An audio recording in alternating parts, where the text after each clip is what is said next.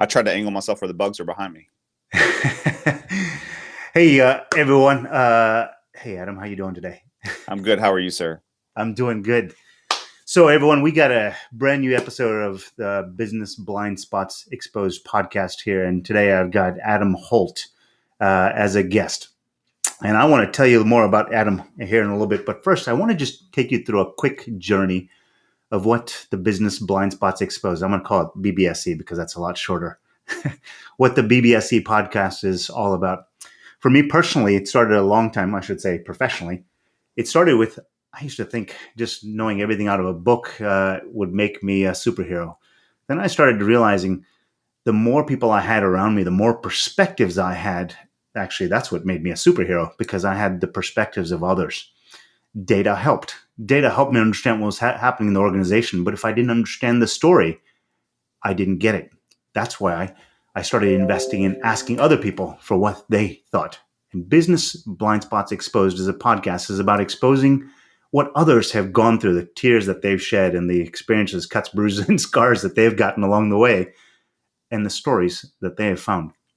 So, as a company, we build data to show you what's happening in your culture, who your productive employees, who's engaged, who's not engaged, and why. But if you don't understand the story below it, beneath it, kind of doesn't matter. So today we've got Adam Holt, who I'm going to tell you about a little more in just a second here. I just want to introduce you to some people. And then, Adam, I want to kind of dig into a little of the stories you can tell us. So on May 11th, I've got Shadid Alizer, who's going to talk to us about the data behind online training. He does a lot of training for people. He's got lots of data behind that. He's going to kind of tell you how to make it work and how to think about it. On May 4th, David Dickey is going to come in and talk to us about how to recruit right by the numbers. You can have all the data, but if you don't know how to bring the right talent and keep the right talent, that's a tough place to be in as a company. On April 27th, I've got Kim Bennett, the social and content marketing blind spots by the numbers. She's been in and around the data around marketing and marketing organizations, and she's seen what's worked well and the stories that have worked well. But today, I've got Adam Holt, and the topic of our podcast today is the numbers behind insects. So, Adam, I'm finally going to talk about you. Hey. I want to make a note. Throughout the course of this, we might have people who join and connect from all over the United States, maybe even in the world. If you're connecting in and listening in to Adam or myself, please tell us where you're listening in from. And if there's something that Adam or myself we say that you like, it's interesting, you agree or disagree with, put it into the comments and help us shift the conversation. It becomes really interesting. So Adam Holt, his role is technical director at Advanced IPM in the pest control industry. I'm going to read a little bit from his bio here, so I'm sorry if this sounds like reading a little bit, but there's a lot of things to unpack here about Adam that I really liked. He's a university board certified entomologist, and I love that he wrote this and he told us about himself. He's got a passion for training, software technology, insect identification, and pest control. Gosh, it sounds like you were made for the pest control industry from just reading that alone. Learning every day is critical in feeding his personality, and just in sort of the pre-conversation here, I can tell you that that's a true statement. And from our conversation yesterday, he's just a very open person. What you say, his life is too short not to live at the fullest, and you literally never know how you can impact someone else and change their life. And I love the way you just lean forward into conversations and wanting to help others and empower others. You love networking, being in the field, and always excited about what tomorrow brings. Adam, one other thing that you shared with me is that you're proud of is that you worked with ServicePro for a number of years, and you had a patent on a remote monitoring capability. Let's start there. That sounds pretty exciting. Tell me about that. Tell me more about how you got involved in that. What was the capability that you built there? Yeah, so thank you so much for that great introduction. And so the product is it's called Serve Sensor. So it's obviously off the foundation of Service Pro or Serve Suite, all those things. And so Mm-hmm. basically it is a remote monitoring product for rodents and or wildlife. So, I Hmm. mean, it was kind of cool to be part of this experience from literally conception all the way to execution, manufacturing and product, product manufacturing out of China to taking a black box from Home Depot and putting all the hardware in there and working with the engineers to develop, all of the different aspects of it. And so, we did everything from beta testing it, in the field with I lived in St. Augustine, Florida for about 12 years. So beautiful place on the beach, and there was a state park there. So I would go out and connect with the state park guy, the wildlife guy, and we would put this little box on there, and I would set him up with a text message notification. So he would basically get the little notifications on his Apple Watch every time there was a hit. And so I remember one night we caught this massive, massive possum. I mean, it was huge. And it was really cool to set the threshold on the notifications and see every hour, right, that we got a hit. We knew there was something in the cage and it wasn't a false positive per se. And so the next day we went out and we actually verified it. And it was just such a cool experience. But, that technology is huge now in the industry. Oh, you went mute there. I can't hear you. I can't hear you. I wonder what happened with the connection there. We're having some technical difficulty here. I'm sure we'll get Adam back on in a second here. I can see you, Adam, but I lost the audio.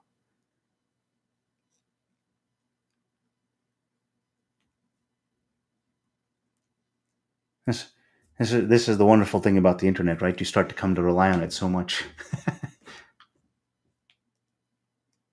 I wonder if that's the connection or there's a little settings icon, Adam. I don't know if that may have switched off. There's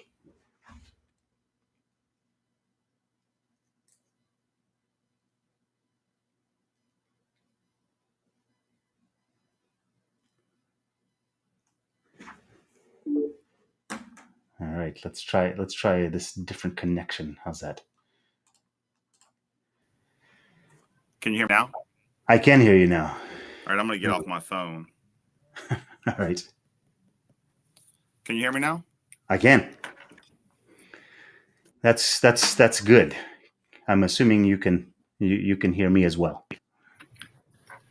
Yeah, sorry about that. I was on my phone, and it looks like it was something to do with my phone. Somebody calling in on my phone. Of course, right? Perfect So timing. I went to my computer. We should be good now. So sorry about that. Yeah. So No, that's yeah, right. I was to get back to where we were. I was trying to say that so there's a lot of remote monitoring technology is kind of huge in the industry right now, right? We've got Bell Sensing, we've got ActiveSense with Corteva. I mean, we've got one with Bayer. And so, I think for me, it was really cool to be a part of that experience from so early on. I started that experience with Service Pro back in 2014. So just a cool journey to be a part of. So talk me through that. I mean, the pest control industry has kind of been exploding compared to most other markets. What did you, I mean, working with that park ranger, I think is what you said, and working with that ranger, what did you learn in the course of that experience? Because I suspect, as opposed to a standard residential customer, the interaction with that ranger was completely different. And what did you get out of that experience there? He loved the technology, the fact that it wasn't available yet, and then it was something where we even took it to the level of like he was trying to capture this fox one day, like out on a remote island. So I created this whole contraption where I went and bought a car battery. I bought like this container, and we loaded this thing on a boat, and then we carried it out on an island. And he loved the fact that I think he just loved the fact that he didn't have to go and check the device all the time. And he basically could set up, X number of traps, right? So we could set up 10 traps across this entire state park. And the beauty of the remote technology was that it helped him to kind of not necessarily have to spend all of his time checking traps all the time. He could kind of focus his efforts on which one he was getting notifications from. So I think what I'm hearing here, in in all the companies that I've started, understanding the perspective of the person that you're helping out here goes a long way. In this case, it wasn't so much trapping the particular wildlife that was the issue. It was just the convenience, where he didn't have to hop into a boat in this case and head out to that island to do something. He could trap them and just know, oh, the trap has been made. It just made his life easy peasy. I think is kind of what I got as sort of a core message there. Is that right? Absolutely. And there was also something I forgot to mention is there was a piece of this where you could hook like a zip tie, right, on the front of the wildlife trap, and you could hook it through the sensor. And so if the trap closed, you got a notification saying the trap had closed, right? And then obviously if you caught something and it was going back and forth underneath the PIR motion sensor, you knew you had caught something. So the beauty of even the trap closing alert notification, if he never got that trapdoor alert notification, he knew a way to better go and kind of like plan his route per se. You know what I mean?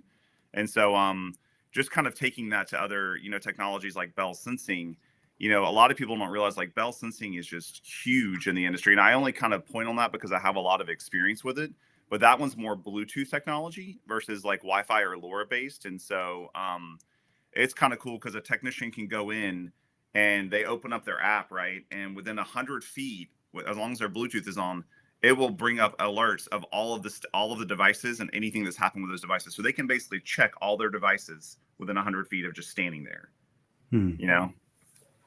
And how do you think that has changed the industry? I mean, how do you think the industry is shifting because of that new technology? I think the industry is shifting a ton in that sense because it's creating the efficiency for the technician, right? I mean, there's a lot of things that go into play. The technician is not having to bend over, right? So you're basically probably decreasing all of your comp claims, your workers' comp claims for something like that. So there's less bending over, there's less doing this. I mean, it doesn't take away from checking the devices per se. It just creates the ability to be able to increase the efficiency for that visit. And then also, it's a cool thing that you can do is you can also pass some of that cost. You can take some of that cost away from the customer. So like, let's say I was going to this commercial facility and I was doing, I don't know, I was charging them $300 a month, right, to go do a visit. Well, now basically, since I'm able to spend less time at that account, I can basically pass off some of those savings to the customer. So there's a couple of things I'm hearing here, and I want to kind of unpack this a little bit. And by the way, Keith, thanks for joining us. I appreciate you. I appreciate you being on. So I heard efficiency of the technician, and look, it's called Business Blind Spots Exposed because I'm constantly trying to identify things that business owners, leaders, and pest control companies can do to kind of step it up to the next level. And I think that's a key phrase right there: efficiency of the technician. If you can make that technician more, and there's actually two words I like to use there. One is efficiency, and there's effectiveness, right? And efficiency is about getting more stuff done, and effectiveness is how well it's done. I think what I'm hearing with these remote trap capabilities or this infusion of technology in the industry, you can not only increase the efficiency of the technician, but potentially even the effectiveness of the technician, which could lead to a cost savings or more value for that customer. Am I unpacking that properly?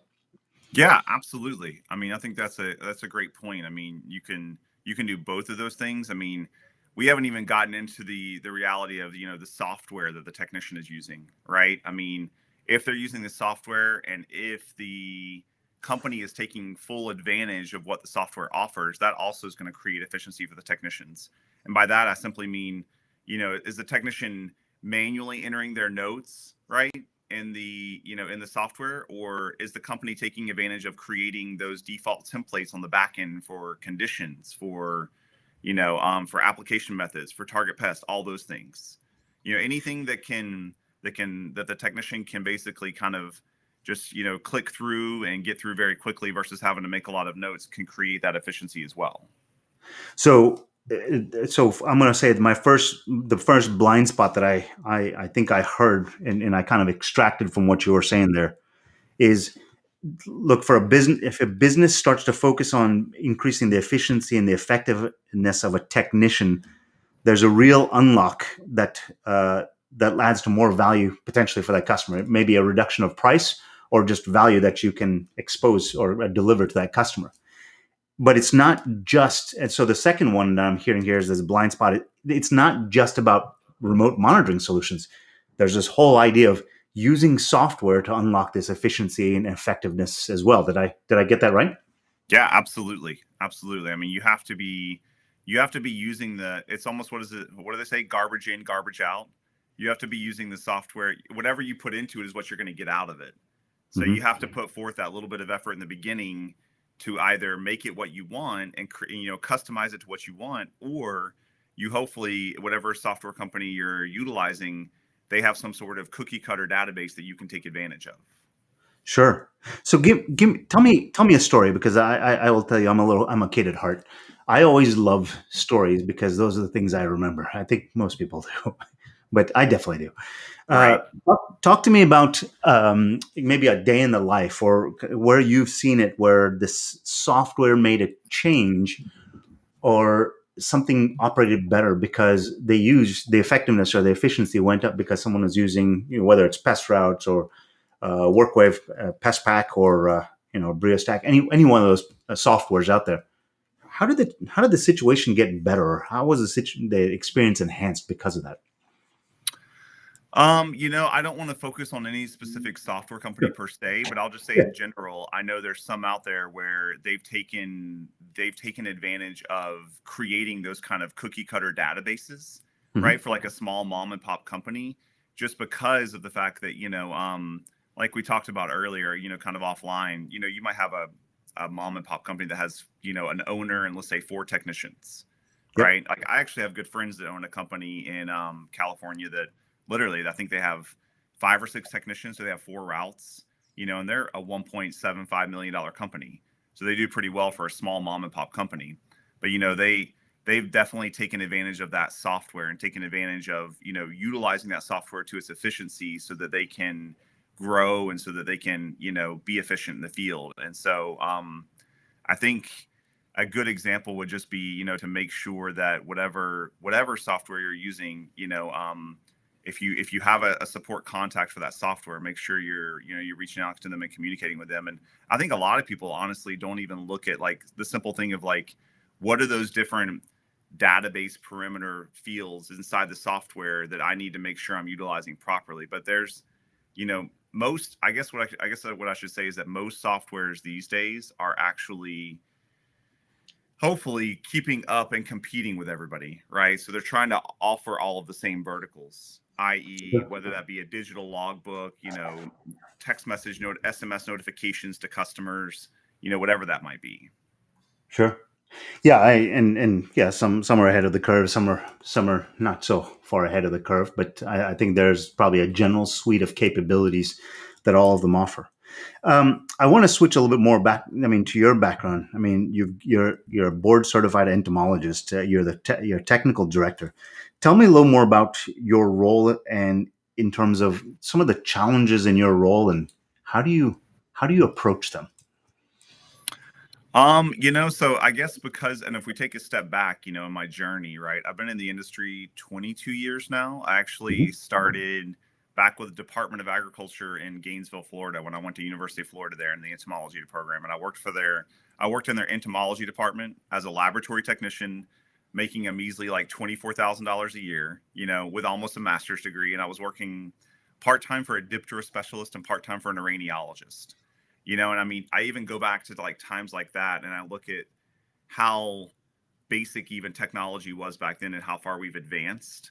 But I started there, I worked there. I mean, I've done everything from teaching 7th and 8th grade science and high school biology to working for mosquito control and being an environmental health specialist and all of the above. And so I think, I've always been an advocate of technology. I mean, I remember even having like the Apple computer, the Macs, back in the day, the old school like desktop ones, the big, huge, fat ones. And so, I think where I'm kind of going with this is just that the increase in technology, I think a lot of people need to look to technology to help support and to help create the efficiency in many ways. And I guess a good example is even in my current role, right? We all had COVID hit, last year. So COVID hit us hard in March of 2020. I mean, I feel like it was like one day we were all working in our office and the next day we were all out. Yeah. You ever watch Project Runway? One day you're in, the next you're out. And so so I mean, I think where I'm going with this is that like I had to quickly take everything and pivot, right? And so let's say I was in my office and all of the technicians were coming into the branch and we were all meeting in the branch, right?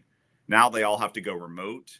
So not only did they go remote, but everything about them had to go remote. And so I had to quickly pivot and come up with ways and resolutions to get all of those things accomplished remotely. And so a simple thing is like pest control companies have to do an annual respirator training, right?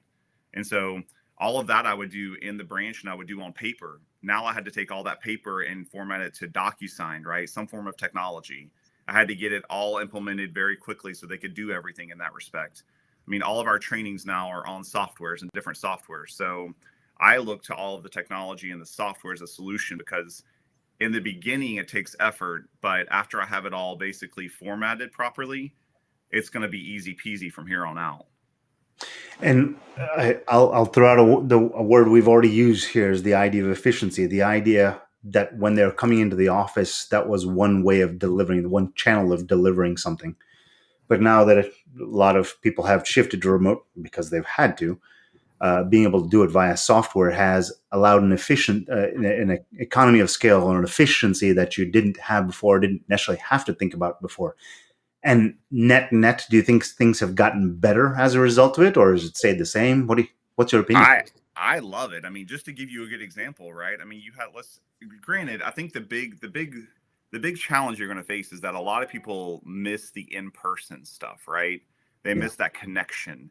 That's the big challenge, right? And the technology side is yes, we can all be on Zoom, we can all be looking at each other, but it's not the same as you can feel somebody when they're near you. You Yeah. know, and so you're losing that connection. So that's really to me the big challenge and the big I guess the challenge I would give anybody is when they move over to this remote world, how do you maintain that connection with everybody? You know, and I was going to give you another example on the software side is that I've become really involved in PCOC, which is the Pest Control Operators of California. Mhm. And we went from having these in-person meetings every week to having to meet remotely. And so the in-person meetings, we would do fundraisers, we would do raffles, right? And we would basically generate a lot of money for the organization. So I moved us all to a technology called it's called Chance to Win, and it's a raffle. It's an online virtual raffle ticketing system. Huh. And so I actually implemented that for our district. I just did it for our entire. I just did the fundraiser for the entire state of California, where I generated over $5,000 in ticket sales. Wow. And so, but on a branch level, I've been generating around 600 a month, and so it's just been an awesome, efficient, thing that we've been able to implement. And in the beginning, it took me time to learn the software, but now that I know how to do it, I do it real quick every month. Things go much faster once you've Oh, built that automation in there, right? correct. Yeah. Sorry for getting And off track. no, that's okay. I mean, this is not meant to be a course that has a syllabus to follow. It's really more meant to be more of just pulling out what I think are interesting learnings along the way. So I think number one was this idea of the efficiency of the technician or the effectiveness of the technician. Number two was this idea, what I'll call the blind spots, right? Number two was that software can increase that efficiency and effectiveness, and companies that lean in can stop the garbage in, garbage out, and increase it and put high value stuff in and get high value stuff out. But I think number three is that, look, the blind spot here is that uh, you have software, you probably have some of these systems already in place. You may not really be fully leveraging it. Yeah, there's a learning curve there. There always will be. But on the other side of it, there might be a pot of gold at the end of that rainbow. Is kind of so. The number three is pot of gold at the end of the rainbow. Is that Right. right? Yeah. I mean, we there's a really cool software out there that you can use now. It's an LMS software. It's a license management software that we're using for all of our CEU training, and it's incredible because we went from maintaining so for instance in California you have to have a structural pest control operator's license or applicator or field rep, and you have to get like 16 CEUs every 3 years. We were maintaining all of that previously through Excel sheets. You know what I mean? Now we use this software and it literally does it all for you. And it's just like the time that I've been able to save my CSRs, like everybody in general, like across the entire platform, it's just been like huge. I mean, like I go back to a simple thing as far as like, whenever they would do CEU trainings previously, the CSR would have to print off the certificate of completion from the trainer, fill it out, scan it in, save it in this place. this software now literally generates the certificate of completion for them and holds it as a repository in the software. So they literally have to spend zero time doing the certificate of completion now, where they used to probably spend at least an hour or two for every training times 12 trainings a year. So I know you like to get back to the numbers. Sorry. No, that's okay, because I think this is kind of where it all leads to. I mean, I've been in and around the software industry for many years now. My background is artificial intelligence, machine learning, software development, and doing in all of that engineering. At the end of the day, software is all about productivity, right? Right. The idea is that it takes me 10 minutes to do X, but if I can teach the system, or the system already knows that I need to do X, Y, and Z, it can take it from taking 1 hour potentially down to minute and a half to click the button, click print, and say I want black and white, not color, and those are the choices I need to make. And my life just got a heck of a lot easier, especially when I got to do it 50 times over once a month, right? Right.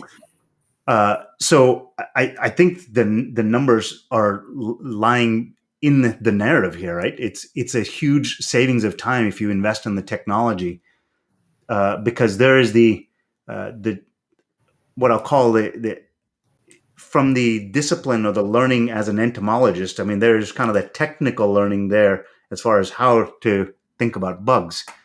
But then there's the other side of it, which is running the business, which is all the numbers behind how to get efficiency and that effectiveness. Those words keep coming up. Right. And I think that's what you're saying is the software just keeps unlocking that. Is that right? Yeah, no, it looks like we have a message coming up from Jerry. What's he saying? Yeah, see, all the systems you guys are talking about in the long run tells the employees that you care about them. The automated accountability piece is critical. Well done. Thanks, Jerry. Nice. That's a great point. Automated accountability. I actually like that. What about how do you think about that word, automated accountability? How does that resonate with you? I mean, if the software provides that, I love that, because I mean, it's kind of like a simple reminder, right? You could set it up for QAs, right? Quality assurance assessments, anything that you're trying to automate or standardize. The fact that you can if you could create automated accountability. I mean, and to Jerry's point, he's spot on. One of the cool things about the LMS, the license management software, is that we're working on, the cool thing is I'm working with this company. Any software I use, I'm always working with the software company to help enhance it. Sometimes I'm like, I feel like they should just be giving me the software for free because I help them make it so much better. But so a good example is that he brought up a good point, is that that's one of the things I'm working on with the LMS, is to be able to send out reminders to say, hey, John, or hey, Jerry, you're coming up on your renewal for your license. You still need this many more CEUs. Here's that accountability reminder. Yeah, absolutely. I mean, one of the things I put a lot of posts on LinkedIn, and one of the posts talks about this idea that I think employees who are engaged by their leadership at least once a week are 66% more engaged than employees who aren't. And Okay. the thought that occurs to me is, if you're paying whatever much money you're paying to your employees and they're not engaged, well, why are you paying them if they're not engaged? I mean, what exactly is the point of that effort? And the only way to do that is to lean in. And I think this is kind of what the automated accountability is if you keep telling them what the expectations that you have of them are, well, that gives them the way that then they know which path to run and what they need to do. And I think that's kind of what I'm hearing a little bit from you is with this license management system, it kind of tells them, hey, this is coming up. You need to get your certification or your license renewed because you are kind of no utility to yourself or to me. If you don't, let's get to that place together. Yeah, definitely. I mean, part of one thing I do in my role as well is I organize all the CEUs for the entire company. Okay. So I connect with, whether it be, third-party manufacturers, distributors, whoever I might consider that trainer, anything from like MGK, Syngenta, Zocon, any of those things. I kind of connect directly with those reps, and then I set up all the trainings for the company year round. There's a multitude of reasons for that. One of them is that, we can all be cohesive and on the same page, right? Yep. Which is important because we're becoming bigger and bigger. I mean, we're in Nevada, we're in Northern California, all the way down to Bakersfield. I mean, we span almost the entire state, and so, it's kind of important to make sure that we have, we streamline the training process. Yeah. That's one of them. And then B, I can also make sure that all the technicians are getting all of the required hours they need in those categories, right? So for structural pest control field rep, they have to have a branch 2 or a branch 3. They have to have their IPM, their rules and regs. They have to cover all these categories. Yeah, so Jerry says that's exactly what I was talking about, Vinay. And yeah, this idea of being able to set expectations automatically. I mean, let's go back to that piece of software generating that license.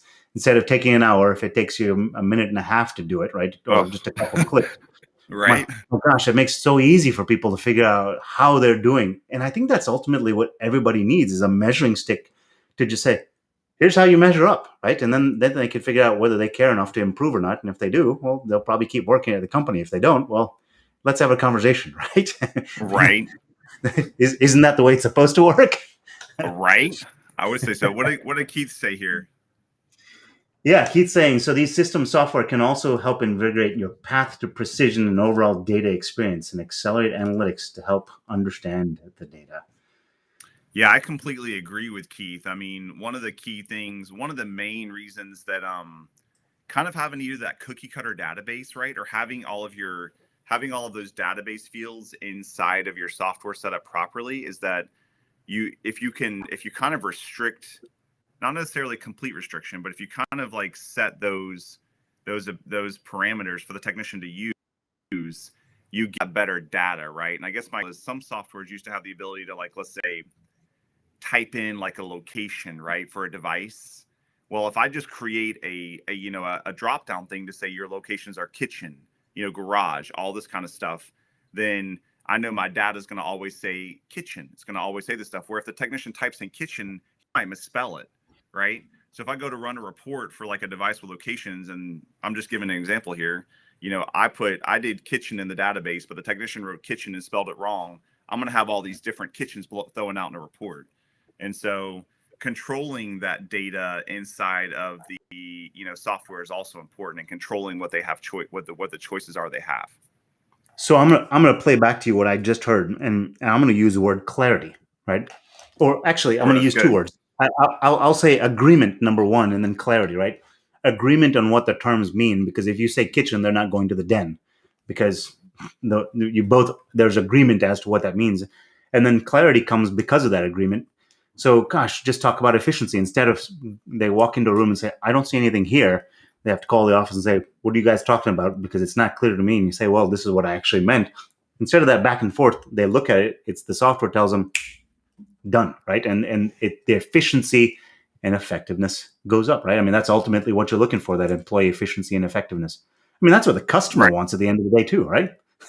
they don't want you walking around their office or their residence any longer than you need to, right? They just want you to get your stuff done and go on about your business, right?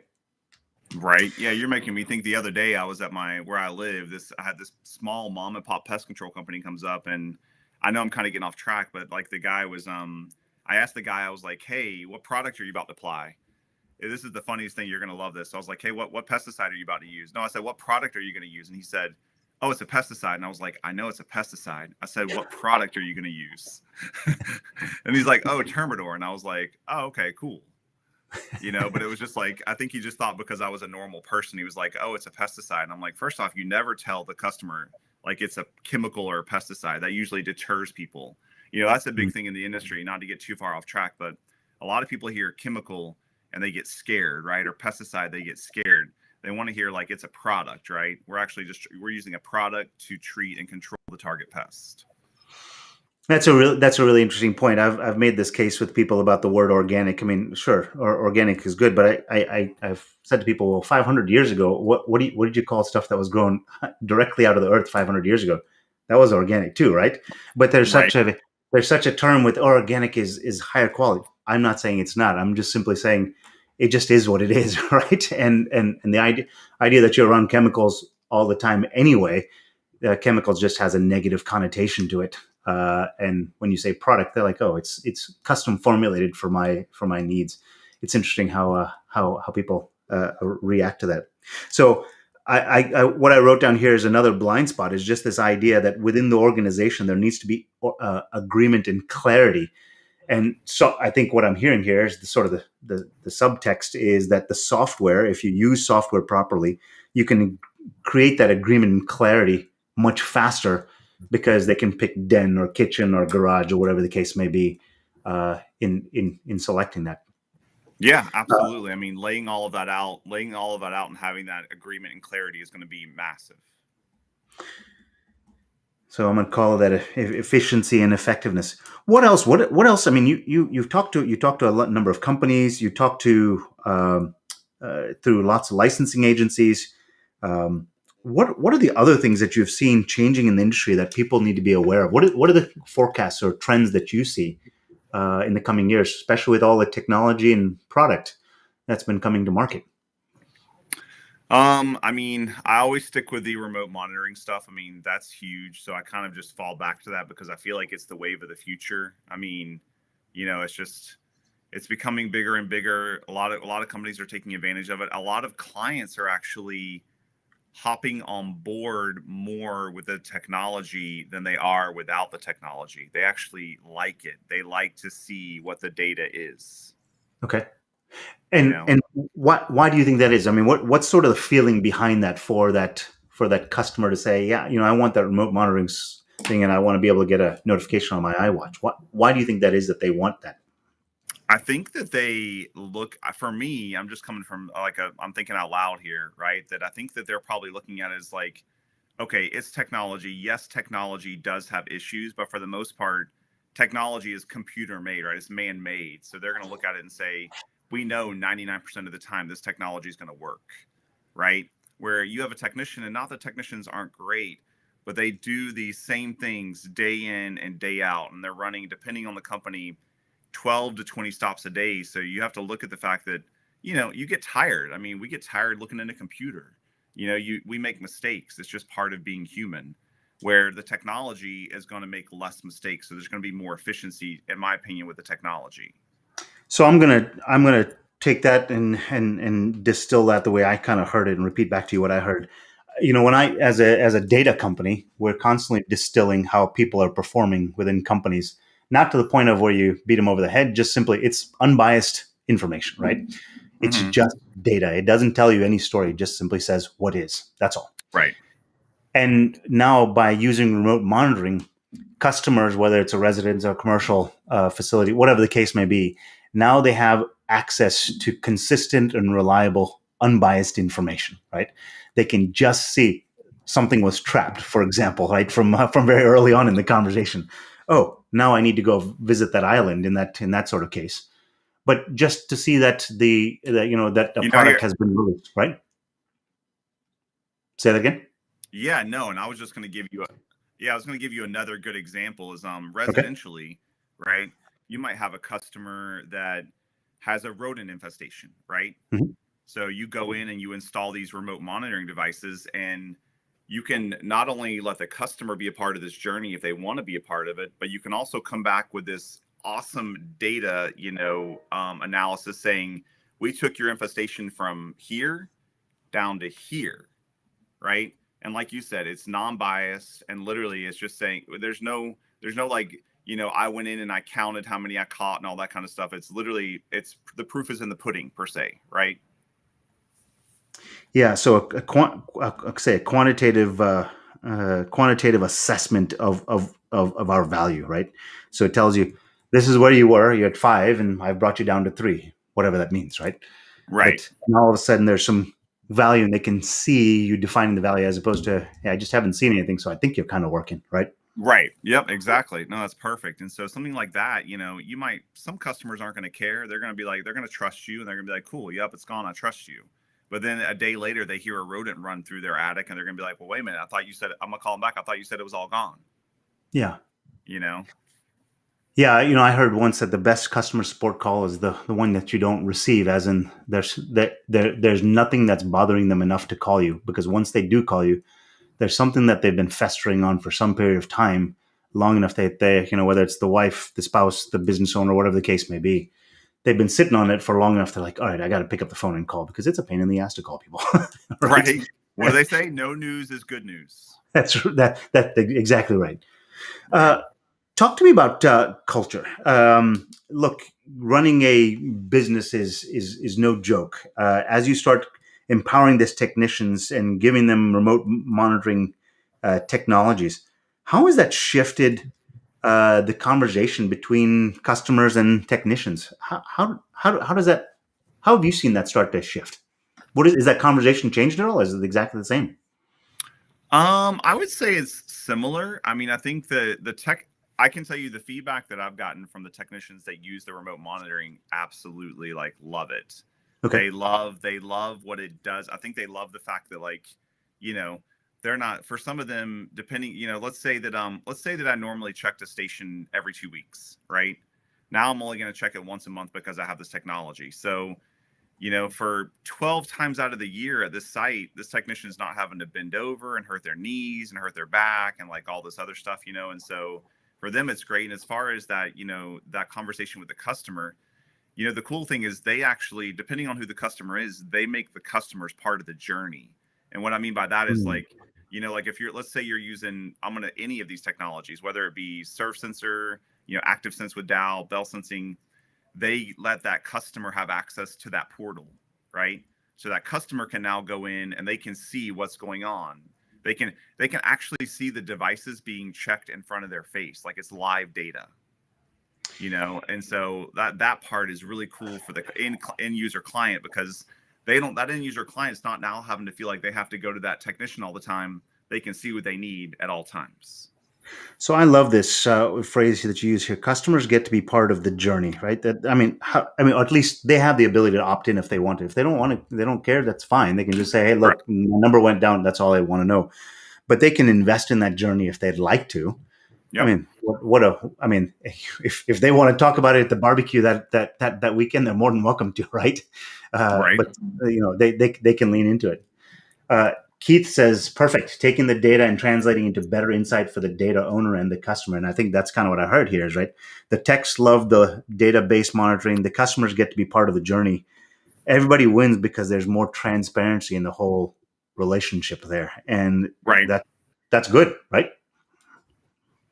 I think that's a really good thing. So I'm actually gonna write that down here as another blind spot is if you get to invite the customer into the journey, or let me start back up a little bit. If the technician has the opportunity to invite the customer into the journey, I think it's a better journey because both of Mhm. them are part of it. Am I saying that right? Oh, absolutely. I mean, I know I'm one of those customers that always likes to be part of any journey. So if I get invited, I'm like, yep, let's do this. I want to be a part of it, where, like I said, I think part of that is also kind of, you bring up a good point, Vinay, is that technicians need to know their customers well enough to know, like, what is that preferred form of communication? What is that? What do they, how involved do they want to be? Because you might have a customer that's like, you know what, just leave the stuff at my door. I don't ever really want to see you or talk to you, but I'd still want you to communicate with me. So I want you to still, basically, if you see an opportunity for, I don't know, if you might see, you're walking around my house and you see potential termites. I still want you to tell me, but I just don't want you to tell me. Tell me at my door, don't tell me to my face. Yeah. You So know? this is interesting. The word that keeps popping up, and this is actually the word that was coming to my head when we were talking about that park ranger, and getting the opportunity to sit and work with them, kind of shoulder to shoulder to figure out when those traps are going off remotely. It's the word empathy, right? Empathy is about this idea of seeking to understand, and these remote monitoring technologies allow you to truly customize the experience for not only the tech but also for the customer and seek to understand how they want to be dealt with. Because if you can turn a 20-minute visit to a customer into something where you say, hey, Ms. Johnson, I know let me just give you 30 seconds as to what happened to it because that's what she wants. Perfect, right? Right. That's a win. If they want to walk around the property with you as you do it, great. Here's what I'm seeing here. Here's what I'm seeing here. Here's what I'm seeing here. These stations are working, and that might be what they want. So it allows you to empathize with that customer along the way. That's what I heard. Yeah, no. And my mind's like spinning here. Sorry. So I'm kind of like taking a step back. I was thinking about the remote monitoring. So something that Bell offers is called a T-Rex trap. Okay. It's the thing basically you catch the mouse in. And Mm-hmm. one cool thing about it is you can put this up in drop ceilings. right? So if you have a commercial client or even a residential client where they have issues and you put it up there, the cool thing is once you put it up there, you can just wait to get that notification, right? That you caught something, or sorry, not notification. For Bell, you'd have to be on site, but I can drive up. If I'm a technician, I can drive up and be like, okay, cool. I'm just grabbing my phone and I'm like, all right. I turn on my app and I'm like, all right, cool. No activity. I'm just going to text Mrs. Johnson and say, hey, Miss Johnson, no activity today. I'll be back in a few days to check it out. But you think about the fact that old school, a technician had to get up on a ladder. They had to grab it. They had to check it. So we're going back to efficiency here. We're also going back to that potential decrease in comp claims because now my technician's not climbing up a ladder, right? So every time he climbs up and down a ladder, that's a potential chance for that person to fall. I don't know. I mean, look, as I'm going through this, I feel like I'm drinking the Kool-Aid here, right? I'm not seeing anything that's bad in terms of how technology is empowering a lot of things to happen. I mean, I'm hearing about employee safety, right? Comp claims go down. Oh, yeah. That's a good thing, right? Huge. You care about the employee because you give them the opportunity to do that. So you're creating a better culture where you say, I care about you. You give them these tools where they don't have to drive by and visit so often. They could potentially remotely monitor it or just sit in the parking lot and check and see, and then head on to the next one, right? So they can get that efficiency, they can get that effectiveness. There's more safety. Is there a dark underside or an underbelly to all of this stuff? This sounds too good to be true based on all the stuff you're telling me here. Right. What do they say? Technology, unfortunately, it always has issues. It always has ups and downs. So there's definitely, challenges to it. However, I think the initial investment outweighs by far the reward. So I think it's, what I mean? I think you have to put in a little bit of effort in the beginning, but that effort's going to be totally worth what the reward is at the end of all of it. So I'm just writing. I've been furiously jotting notes as I'm trying to talk, also listen and talk to you. So initial investment outweighs the initial cost is what I'm saying, is what I'm writing here. And maybe I should do that backwards. The reward definitely is, it outweighs, or I don't know you know what I'm trying to say here. Sorry. Yeah, I think I know what you're saying. I don't know if I'm saying it right, but that's all right. You won at the end, is I think what I heard. right. Yes, the investment is worth the reward by far. Right. So why don't more people do it? Why do you think people get stuck and say, I mean, I feel like a lot of people exist in this place where they're just fighting fires all the time. I don't get the sense that you are fighting fires all the time. I'm always fighting fires, but I'm good with resolutions and coming up with ways to fix it, and so I'm able to implement those resolutions and move forward. Gotcha. So why don't but you? As far as yeah, why not others? Why not others? Why don't you think they invest on these things? I mean, it sounds like the silver lining on all of this. I think people are scared of the cost. They see a cost, and a good example is like, we'll just go with like Bell, right, or even ActiveSense or any of those. They look at it and they're like, okay, this cost is too expensive, right? How am I going to, I don't know, let's say we'll go with like a Bell sensing Evo Express station, right? A rodent base station. Let's say that normally as a pest control company, that cost me $10, right? But if I want to buy this upgraded version, it's $25, right? So they're looking at it and they're like, oh my God, like that's $15 times 150 stations, blah, blah, blah, blah, blah. They're thinking that this cost is going to, they're afraid of figuring out the cost and how to integrate that into everything, right? And that's what's important is how do I take that cost and how do I balance it out everywhere, so I can make the investment. So, I mean, I always tell my team when I'm working with them and they get stuck, I said, step up a level, right? Once you step up a level, things start to become more elegant in the solution. And I think that's what I'm hearing for you is if you're looking purely, you're trying to make a decision based on the cost. It might be a little too short-sighted, right? Think a bigger picture. If you have the ability to build a safer culture, have more customers that you build a higher level of satisfaction with, that you only have to monitor once a month as opposed to twice a month. Yeah, you may spend $15 more, but you spend a heck of a lot less to actually monitor it at that point. Especially right. I mean, if you're decreasing the frequency of visits, then you're saving money on gas, time, everything from paying your employees labor, all of those costs. Yeah. So you need to take a look at the bigger picture, not the smaller picture. Correct. Yeah. So I've heard a bunch of things here, and I'm just kind of looking at the clock here. I mean, I don't know about you. It seems like the last 50 minutes went really fast, a lot faster than I had expected. And Right. I want to review through a couple of what I saw as blind spots because I'd like to tease these out in little clips for people to kind of kind of listen in on. Number one, I heard was the efficiency of the technician and effectiveness of the technician. That's something worth spending your time in because it leads to cost reductions or value, the delivery of more value. Number Hmm. two was this idea that the software can increase that efficiency and that effectiveness of the technician because it's less garbage in, therefore less garbage out. Um, I heard number three was technology is the game changer because it allows you to focus potentially on the connection to people.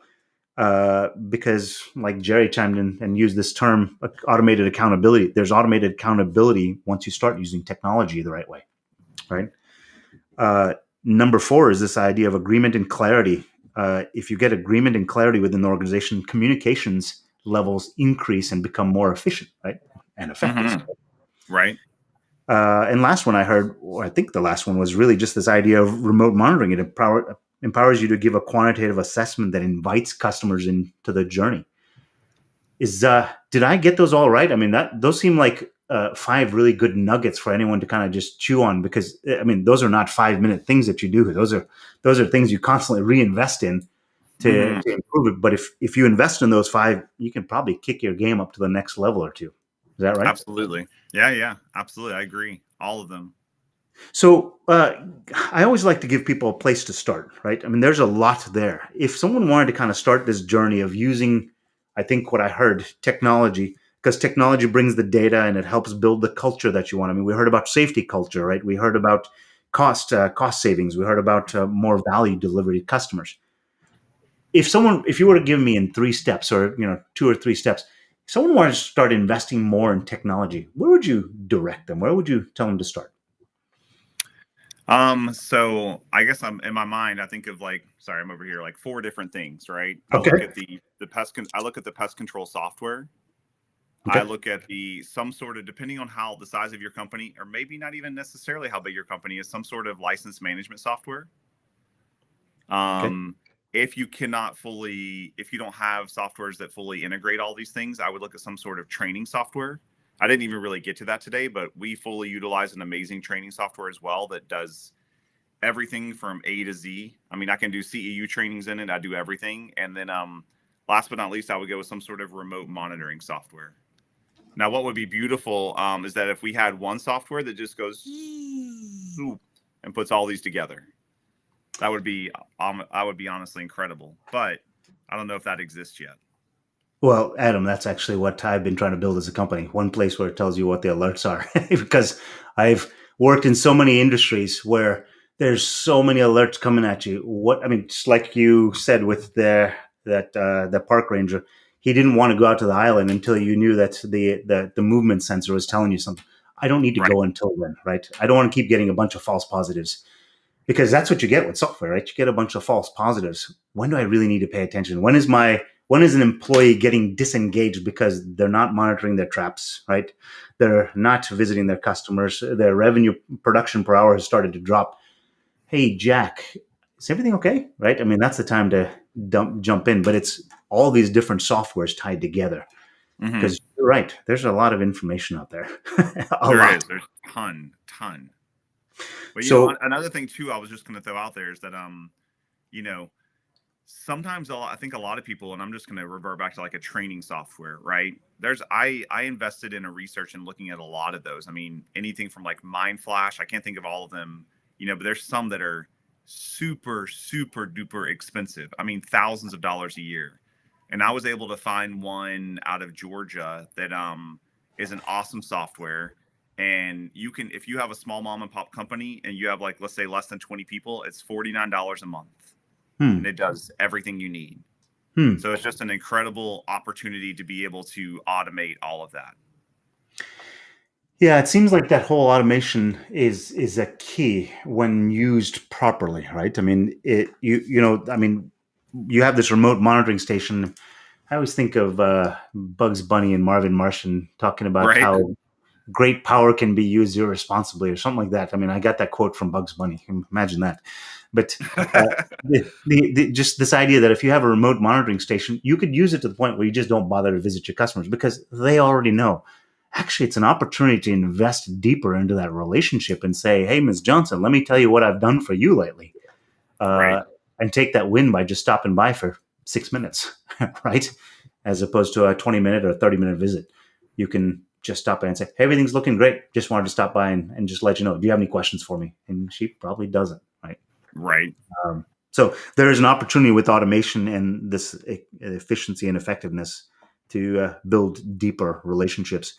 But like you said, if you're looking at just the cost, then you might miss the silver lining that comes with all of this automation and the technology that empowers a deeper relationship there. So, Yeah, absolutely. And I want to definitely point out that if anybody wants to reach out and ask for advice or anything from me, I'm more than willing to help. yeah, I will have your contact information in the post when we post this out there, so that people can reach out to you if they've got questions. I will tell you, there's a lot here. I mean, usually I take about a half a page of notes. I actually have a page that kind of goes around the corner because I had to rotate it twice to get all my notes on Glad I here. could put your fingers to work. We've got a couple more minutes. You talked about training. Tell me about training, because training is super important to culture. It means you're investing in your people. And look, all value comes out of your people. And I think that's the end of that statement. Talk to me about the training. What do you tell me about the training? What do you all believe? What's your philosophy around that? Definitely believe in training. It's massive. So I think anything around safety is important. So safety trainings are a part of a company. Depending on what state you're in, I don't know if they even require those, but they might require anything from, weekly to monthly to quarterly safety trainings. We obviously CEU trainings is critical for us because in California, we have QAL, we have, a structural field rep. So both of those, require anywhere from 16 to 20 hours every 2 to 3 years. And so that's part of it. But then I think the big thing I came back to before was that kind of making sure everybody's cohesive and on the same page, right? So streamlining that training is just so important to me that regardless of whether, a branch wants to give, individualized training, outside of what we do, as a company, training is just so important, from many perspectives. Also, I think for me, training, finding the right trainer, right? Knowing that trainer, knowing what they bring to the table, knowing the actual, value of the information they bring to the table is also important. Yeah, I use the word alignment and congruence all the time, right? Everyone's on the same sheet of music, because we all interpret things different ways. But if we know we all understand what the outcome is supposed to be, we will all end at the same destination. Everyone just needs to understand what that destination is, right? And Absolutely. And go ahead. something really small on a small level is just like insect identification, right? Like it's so funny that I'll have like a technician send me this and they'll be like, what is this? And I'll be like, well, based on the picture you sent me, it looks like a piece of pepper, right? And so I actually created a video that I put out on YouTube, and it's like the proper way to take a picture of a critter, right? To send it for ID. Just something as simple as that, just because kind of like I said, I was running into this challenge constantly, and I was like, what's a way for me to come up with a resolution? And so the video was a good resolution. Yeah. Wow. Well, I wanted to say thanks to Jerry and Keith for chiming in and actually Yes. significantly shaping the way this conversation went and sort of the talking points. I think we got some really good points from both of you. Thank you both Absolutely. Yes. for joining in. And Adam, hey, I really appreciate it. I don't know that I've taken this many notes in one podcast, because I should be listening most of the time as opposed to taking notes. But there's lots of nuggets that you dropped here, so I really appreciate your time and attention and dropping some knowledge on us. Thank you for having me. I really appreciate it. Yeah, absolutely. I look forward to having this published so others can start to enjoy from it as well. Awesome. Thank you so much.